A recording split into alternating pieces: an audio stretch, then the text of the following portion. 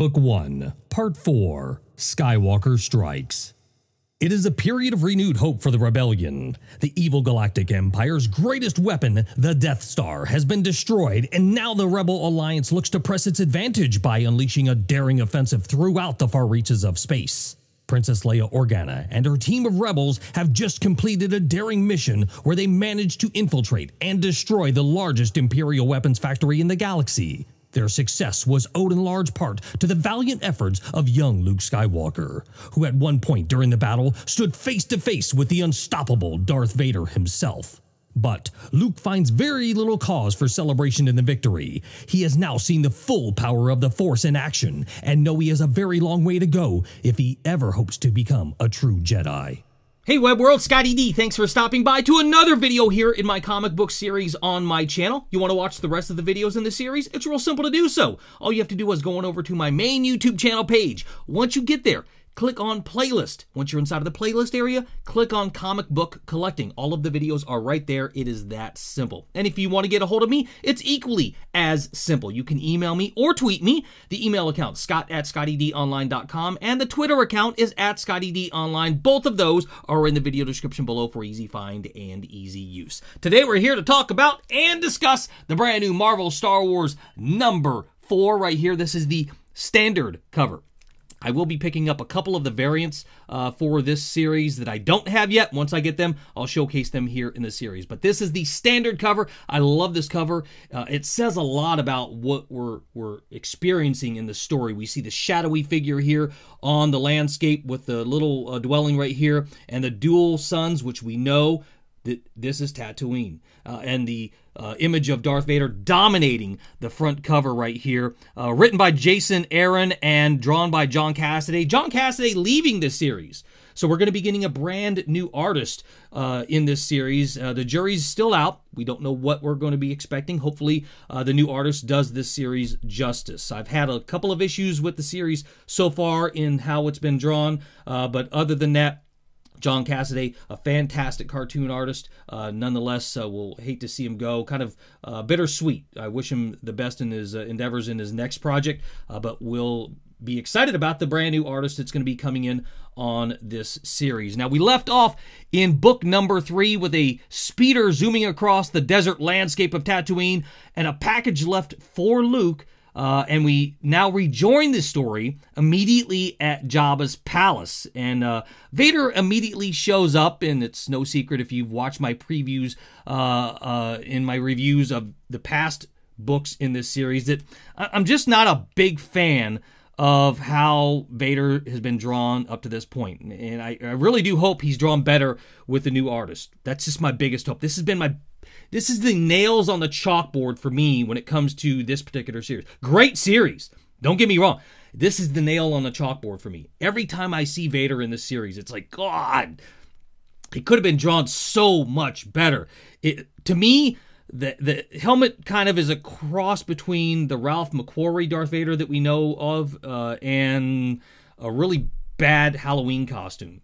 That's what it reminds me of when every time I see Vader in this series. So I do hope that Vader shows up drawn better in the brand new series. Vader and Jabba engaged in a very serious one-sided, guess who's leading? Shocker there. One-sided conversation. Shocker, right? Of course, the conversation is short and Jabba insists Vader stays for dinner. And we know from the sequels, because they've been out for a long time, that anytime Jabba has a guest that he doesn't really care for a whole lot or he suspects to be shady, it doesn't really end up very well for the guest. So I'm just going to give that one for you right there. We'll have to see. I'm not going to spoil too much, and there's not too much spoilage in here, but we'll have to see what happens to Jabba's guest to the feast, because they just don't stay for dinner. I'll leave you with it at that. A jump cut now happens. We see Han and Chewie in a very familiar location making constant repairs to the Falcon. This ship, one of the fastest in the galaxy, so they claim, and the best in the galaxy. It's always under repair. But we got to give kudos to Han and Chewie for doing their due diligence to keep the Millennium Falcon in fully mission-capable status as best that they can, so they can jump into light speed when they need to. But they're always on top of the Falcon working on it. I always find that very, very interesting because they're always in the same kind of conversation. And of course, Han is a little beat up from the wreckage of the Walker from the previous book. And just then, another cutscene, and we get R2 and 3PO moving through corridors of a spaceship. 3PO is reassembled at this point once again, and guess what? Another jump cut. This book is filled with jump cuts. A lot of information happening in here. Leia and her team are seen here discussing the next steps in a battle plan, and we get a hint of what will ultimately be the planet Hoth and Empire Strikes Back from Chancellor Mothma. We only know that because the sequels have been out. And if you kind of read the story and you know where we're going with it, we know we're going to Hoth, we know we're going to Empire, and it's just kind of nice to see it kind of formulating and becoming what we know as being Empire Strikes Back.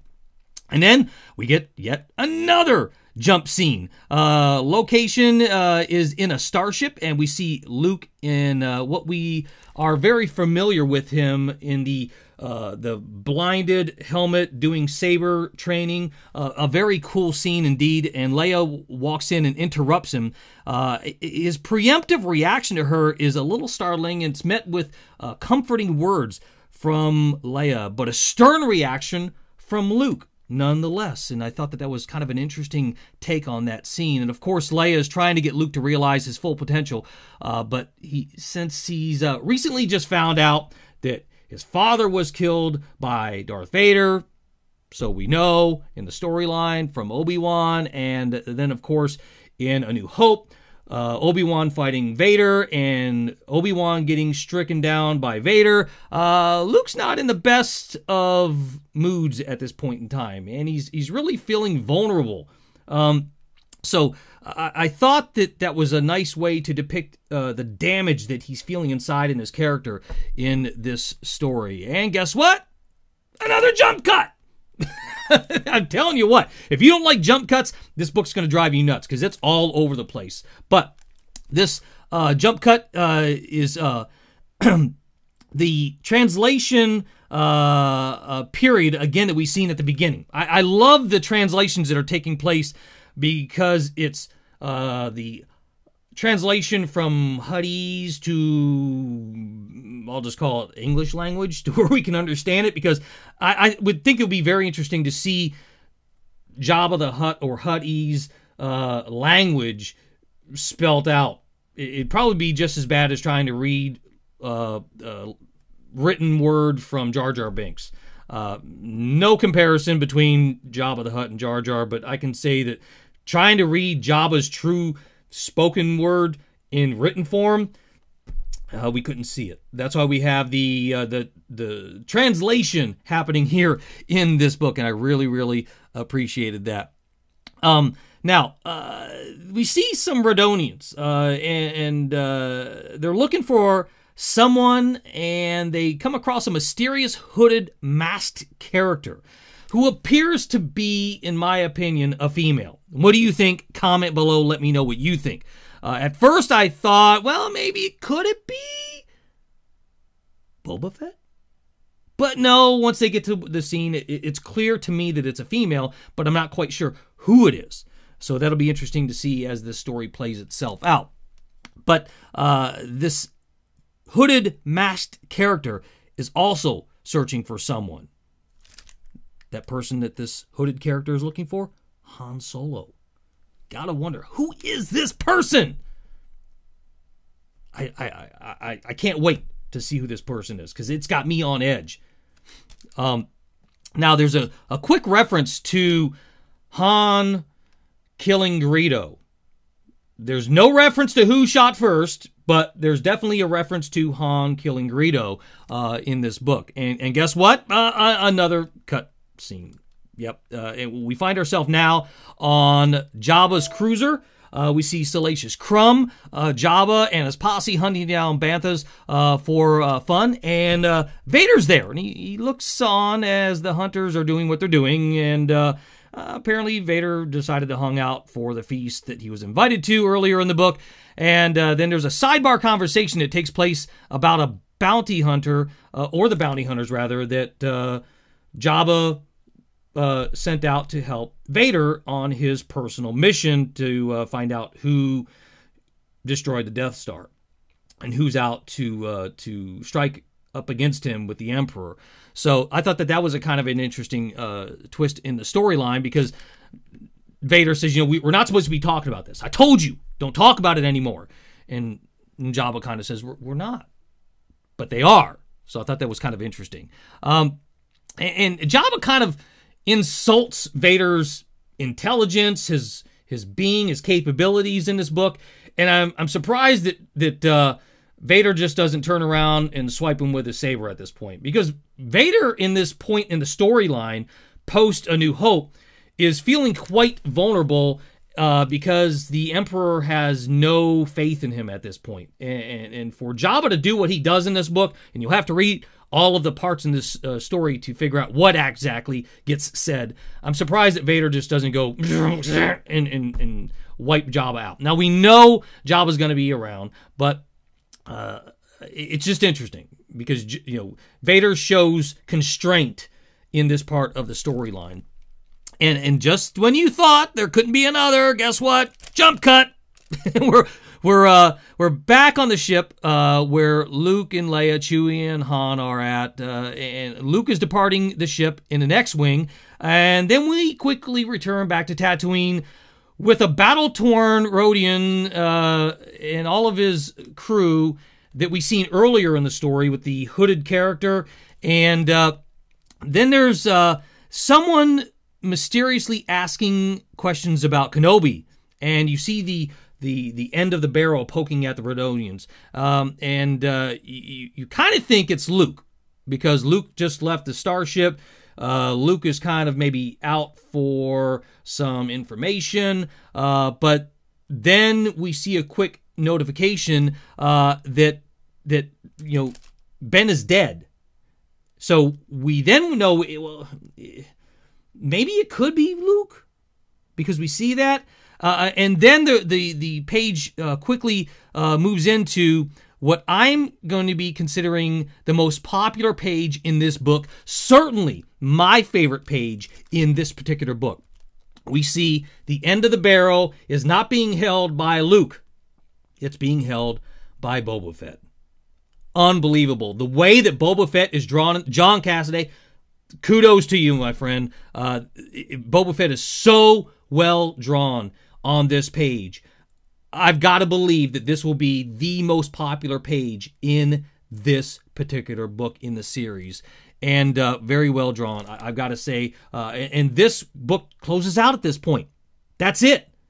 Boba Fett is looking for Kenobi, or at least Kenobi's place. And we kind of know this from the previous books. If you didn't see the last reviews that I did on the series, look for the review on book number 3, 2, and 1. And the next book is set to hit the stands of your favorite LCS on May the 20th, 2015. Now, there's an important message on the page where we see the next date release on. And that is that fan letters, I'm so excited. Fan letters are returning to the Marvel Star Wars comic book series, and you get a chance to get your letters published in a Star Wars comic book.